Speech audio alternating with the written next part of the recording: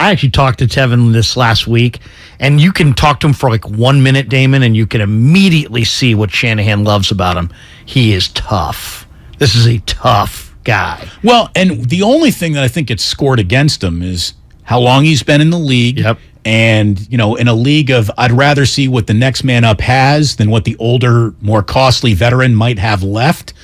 Like, it's a numbers game. And a lot of the numbers that are important to NFL front offices and teams and spreadsheets aren't working in his favor anymore.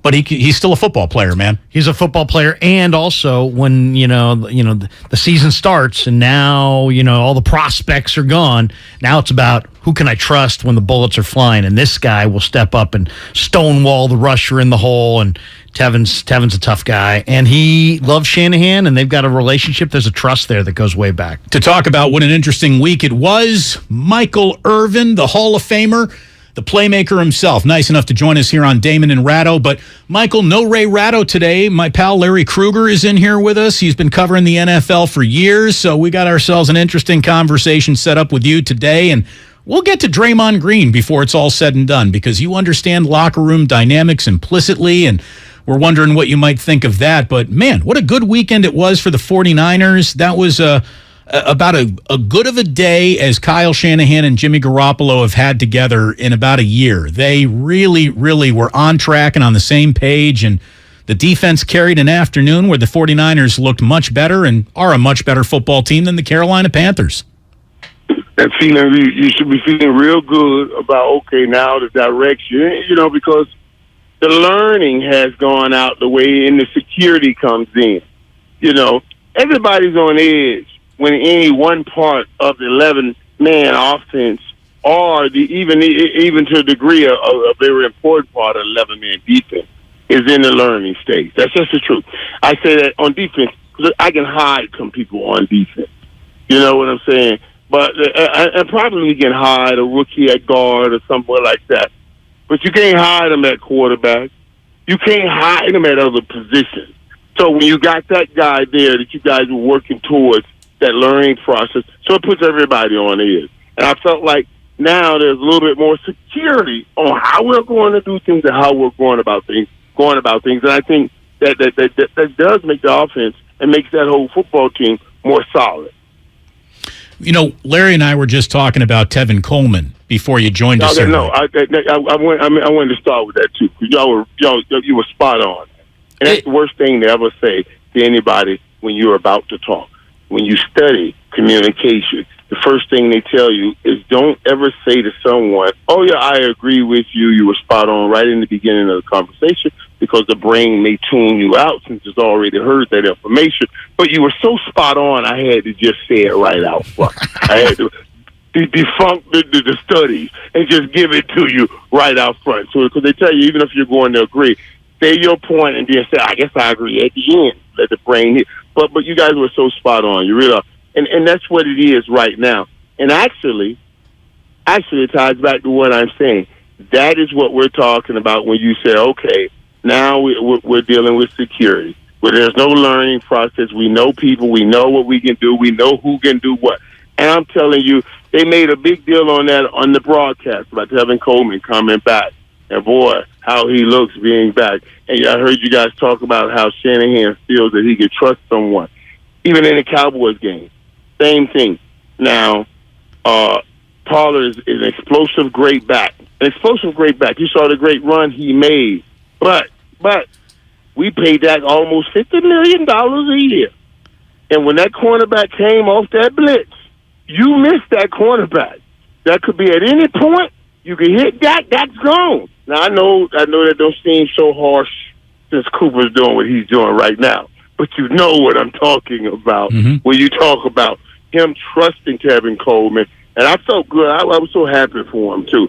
And him needing to have somebody in there he trusts. Because he knows people are going to probably now try to, have Kevin blitz, Grop a lot. You got to be ready for all of that. You got to have people back there that know you already, that you know already. Hey, Michael, it's a pleasure to talk to you for the first time. I was a fan of 47 back in the day, and going way, way back to your Hurricane days. But I got to ask you about Deebo, because I know you know Deebo, and Deebo had a bunch of people in the house yesterday. He's from Inman, South Carolina. It's like less than 100 miles away from Charlotte. So he had a bunch of people there, and I'm just kind of wondering, when you have a game where you got 50 or 100 family and friends in the stands, do you feel differently about going about your business? I mean, are you hungrier for the football when you got that many people? Because he was getting shut down by J.C. Horn. He wanted to perform, and eventually in the second half he did. Yeah, that touchdown. We were going to put that touchdown up there where he wouldn't snatch that thing coming across you. Absolutely. Absolutely. Think about this. All the people, most people that have great, incredible dreams, do incredible things, they have these thoughts, but the people around them, especially if they're coming from an area, like I came from a bad, poor area, they're like, man, you got to be crazy. What makes you think you're going to ever play in the NFL? So when you're saying it to them, they're looking at you like you're crazy. And then they are even trying to help you, like, hey, man, maybe you should get a backup plan.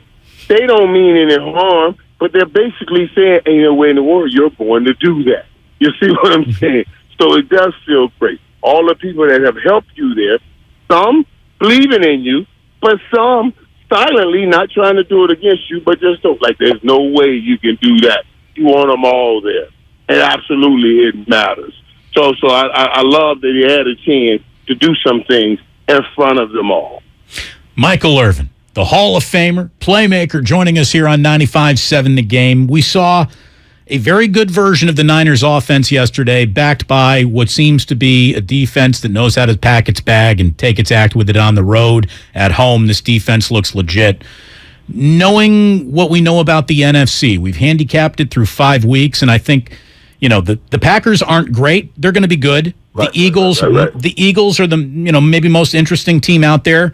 The Giants are certainly interesting. Dallas is good. Minnesota's good. The Eagles and the Niners. That's right now. That's what we see. That's what we see right now. Let's just be real. Let's get all that other mess out the way. Here's what this thing has boiled down to, and I love it. So Minnesota's off your list. No. Minnesota's not off the list. But I don't know if Minnesota's here. Minnesota might be in that next tier right up under. But you look at the Eagles, you see something special that okay, there's something there. You look at the Niners, you got to have a dominating unit, one unit. There's never been a team that gets there without a dominating unit. The Niners defense has been playing dominating football. I tweeted the thing the other day, and it had it was top two something, talking about the Dallas defense and the Niners defense, the top two in the NFL. And that, they have that special unit that can get them there. Minnesota is good, but we'll ride away with them. And right now, you don't see that dominating special unit. That's why I don't have them in that top tier. Michael, did Matt Rhule deserve the pink slip that he was handed today? Great question, man. I thought, wow, you gave him a 7-year contract. So when I say today, that's a little bit surprising. That's surprising. Because when you give somebody a 7-year contract, I'm not getting rid of you after 3. I mean, I'm giving you time to turn this around. I know what it is. This is what Matt made. That's why his agent made sure you give him a 7-year contract, because we know it's going to be this process. Now, they cycled in quarterback. I got to try to figure who made all these decisions on these quarterbacks, cycling them in there, and how much are they putting that on him. But yeah, I was a bit surprised. I think you give a guy 7 years, you get through 4. You're trying to turn something over, but that's what I keep saying, D. The pressure that's on this job right here. This job. Remember what I told you? Top 33 bonus. I'm gonna give you that as 1. But from 2 to 33 is NFL head coaches. But we're gonna get you in and out of here. I'm telling you, it's serious. Now, if there were a fire, how much money do you think they're giving him to say goodbye? $40 million. It's a pretty good. I mean, it's a good way to hit the beach. Millions. They're talking about over at A&M giving Jimbo $80 million millies to just get on out of here to give us a chance to win. It's incredible how much we want to win football games. No doubt about it. Now, I don't know if they can fit him in, what kind of reality there is from a financial flexibility standpoint. But for a moment, if you would you imagine what Kyle Shanahan might be able to do with a player like Christian McCaffrey? Oh, wait. If there's a fire sale. If there is a fire sale in Carolina.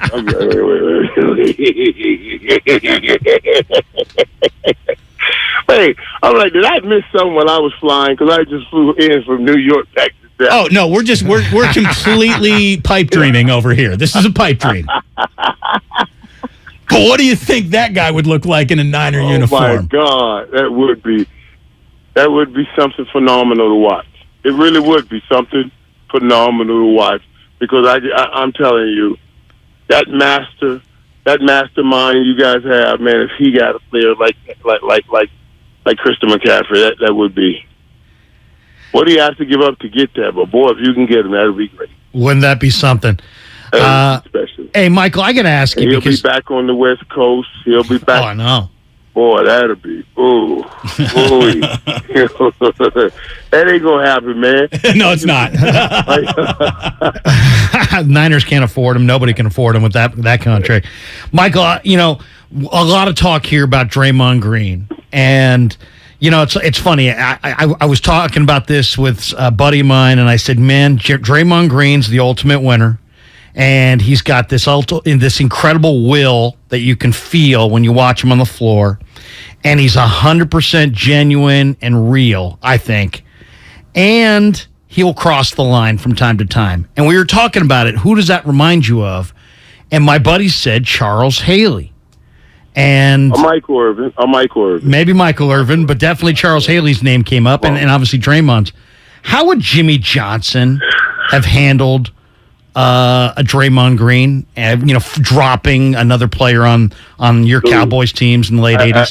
That's what I'm telling you. That's why I threw my name. Listen, before I can speak on it, I first must self-indict. I must self-indict. You know what I mean? To be honest with you, in my first year at Miami, I knocked a guy out. Then I break the jaw of our linebacker in a fight in a room. And at any point, Jimmy could have sent me home. I was just a freshman. I was in there fighting, coming home 1 of 15. I'm in here to fight for what I got to get. But I was literally fighting. At any point, he could have sent me home. We were talking about this just the other day. I said, man, Coach, when you were getting your Hall of Fame ring at Dallas, I was just crying because I thought about all of those moments. And at any point, if you sent me home, none of this may have happened. Certainly I'd have gone back to a ghetto, and maybe you win, maybe you don't. Without that receiver, you don't know. But when I saw it, man, I was like, oh, let me tell you something, man. Whenever you get in those situations, dude, it's something that can take something from you. Right? I mean, I got a situation like that in Dallas also, and it takes something from you walking in the locker room. I was a true leader of a football team. Had I let myself get to this situation where I'm in a situation like that, it's always, you just get caught up. And as soon as it happens, oh, my God, what did I do? Why did I do that? I was looking today, and I was listening to how Draymond talked about and apologized. And then, we can only, we are creatures that we're trying to grab communication in every little thing. So it wasn't just what he said for my ear gate. It's how he said it for my spirit, what I feel when he's saying it, in my heart. And when he talked about, I thought about how my mom would have felt seeing that. That's still her baby. I felt that apology. You know what I mean? So I felt that. I felt it was real. I feel bad that it happened. I feel bad as a black man. I said, come on, man, we're seeing this after we just watched Will Smith slap Chris Rock. You know what I mean? But I have to self-indict. I'm an athlete, and I've been there, that place where I've lost but you know what I mean? And right after you do it, you feel so bad, like, oh, my God, why did I do that, man? So I just hope somehow, some way, they can make it right. and move forward. I'll self-indict, too. I hit a kid who didn't have it coming when I was about 12 years old, but maybe he did have it coming, so I still feel good about it ultimately. Yeah, he didn't have it coming, but your 12-year-old self, that's what you thought. That's what we're talking about. Your 12-year-old self wasn't mature to handle this situation. The Bible talks about this. It says sometimes your gift can put you in a place that your person is not prepared for, and that's what happens. A lot of times my gifted catcher pass put me in a place that my person wasn't prepared for. My gifted catcher pass put me in a place that I actually whooped somebody's ass because my person wasn't ready. Michael, so today, in a press conference, someone almost tried to accuse Steve Kerr of sounding like he was more concerned about the video leak than he was what we actually saw in the video. And I would like to play you Steve's response to this, and then you react to this response and tell us what you think about it. Steve, are you more upset about the punch or the leak? I'm concerned about both. They're both a problem. The incident was a problem. The leak was a problem. I don't rank these things. My job as a coach is to prepare us to play, to make sure we can put the best team on the floor possible. And that job requires a ton of navigation, and it's very tricky. And it's made much trickier, when there is a leak, because then everything's out in the open. So the job is to handle everything behind the scenes with conversations, and then when it's out in the open, answering questions, like this one. But we are going to get through all this, and we're going to be okay. But it's that was a long way of saying they both concern me. Is he right to be concerned about both? Well, hey, he's spot on. He's spot on what he's saying. He's concerned about both for the right reason. Because I got to navigate this ship, and I know we will have some situations. It's impossible to think I'm navigating this ship with all these people. We're not going to have some situations. But it's that old saying that you grew up with when your mom and dad used to say, "What goes on in this house stays in this house," and that's all. He should be saying exactly what he is saying. There's no doubt. He's upset with the situation that happened, but this situation happening also is getting out. It's going to be interesting to see what the Warriors do with Draymond. I hope they decide they're going to keep him. I asked you before about Haley. Haley burned some bridges in San Francisco and wound up there and won 3 rings. I always wondered this, and now that I got you here, would you guys have won those 3 rings without Charles? No. Don't even think about it. Really? It's not even a question. It's not even just no way. No. And Charles didn't get less crazy when he got it. He was still crazy. You know what I'm saying? I mean, he came right in doing all kinds of things, but it was crazy we needed. And what I think went down is somehow he gets cross with the coaches. And Jimmy handled that. Jimmy went to Charles, talked to him, and said, "Hey, talk to me now. I need to know." And coach said, and he said, "You come talk to me about it." And he said, "I just don't want to be called out. I'll come talk to you and all of that." And Charles said, and he said, "Okay, I can handle this. I can handle that."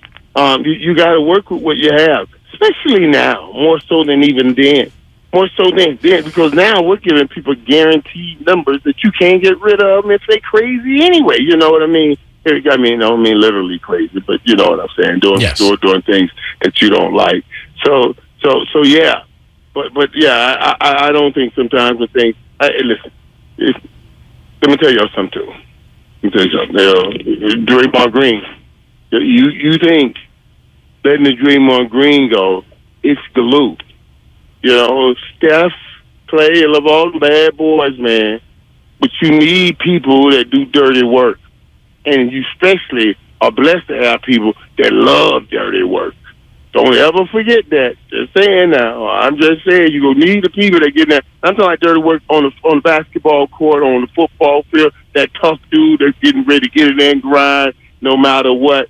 And yeah, he talks a lot, he plays a lot, but boy, he plays hard. And he willingly does the dirty work. Chicago Bulls wouldn't have been the Chicago Bulls without Dennis Rodman. because he was willing to do all the dirty work. Shout out Charles Oakley, wherever you are. There's no doubt about it. I think the only way through this is for Jordan Poole to put his arm around Draymond Green to let the world know that they're clearly moving on. Do you think that that's a step that the 49ers, or that the Warriors need? Right. Absolutely.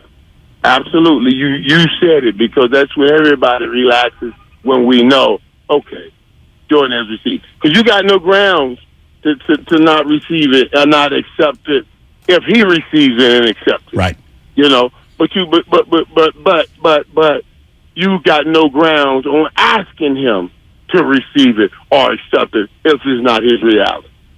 Michael, it is always a clinic whenever we talk to you. Thank you so very, very much. Appreciate your time, and we're already looking forward again to next week, and Ray will be back to ask you run-on sentences. Thank you.